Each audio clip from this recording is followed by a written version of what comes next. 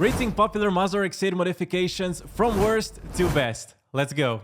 The ranking system that I've used is based on my experience with these modifications and also for their use for the average Rx8 owner. So let's start the list with D tier, mods that are a waste of money or they looked cool in 2001. The first one is the bumper quick release. You will butcher your bumper and you will barely use it. And in my experience, it's a mod to just stay away from. The next one is a pedal box that makes your Rx8 go faster, but in my experience, just skip it. The next one is a sporty steering wheel without an airbag. If you're not taking it to the track, why? And the last mod in this tier are shoulder straps. I kind of get the whole vibe with the steering wheel, the shoulder straps, the racer, but I think that most people don't see it the way you see it, especially older people who were in the game. Some mods look cool when you're young, but then as you slowly get older, they hit differently, So in my opinion, if you want to go for the old school Fast and Furious 1 and 2 kind of racer look, it's fine. No judgment. You can do whatever you want with that car and don't let anyone else tell you what to do with your car. And now let's move on to the next tier, C tier. Mods that are just for show and dopamine, but in my opinion, they're still a waste of money.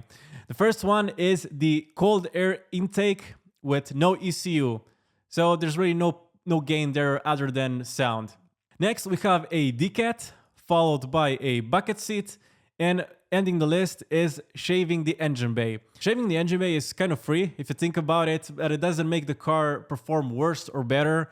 Maybe you hear a little bit more noise coming from the engine bay since the insulation is now gone. But other than that, it's just for looks in my opinion. Moving on to B tier, useful reliability mods with minimal effects on performance. In this list we have an oil catch can, headers, steel braided brake lines, coolant and air hose kit, aluminum fan shroud and aluminum pulleys, low temperature thermostat, an air pump delete, and a lightweight flywheel. As I said before, these are very useful reliability mods for your Rx8, just don't expect them to make miracles. And now let's move on to the big boys, the A tier mods for your Rx8. The first one on this list is a quality battery, which in my opinion is a very underrated mod. Followed by a fan trigger, a quality aluminum radiator, turbocharging your Rx8, but done right. Quality adjustable coilovers, a quality cold air intake with an ECU tune, so it works like it's supposed to work. Hood vents or a carbon hood with vents so the hot air can go out a little bit quicker. Speed bleeders, so you can change the brake fluid faster. And the last one is engine porting. And now S tier Rx8 mods that will make your life 1,000 times better. It will make it perform incredibly well. The usefulness and everyday ownership is beyond your imagination. I cannot tell you how much you will appreciate them in your everyday use of the Rx8. And the bang for buck is just out of this world. I mean, for what you're paying and the satisfaction that you will have afterwards, it's 100% worth it. This is money well spent. So let's see what mods are in this list. The first one is a zone adapter. If you don't know what it is, you can check out my video on how to install a zone adapter and I will explain it there. Next, we have oil and water gauges that will show you the temperature and also the pressure. But why install them if you have stock ones? Well, simply because they show a reliable reading that the stock ones simply do not give. Next, we have hood or bonnet struts. So when you open the hood to do whatever work you need to do on your Rx8, you just open it, lift it up, and that's it. You don't have to put the stick or rely on the stick to keep it up, which in my opinion looks better and also is more useful if you do this very, very often.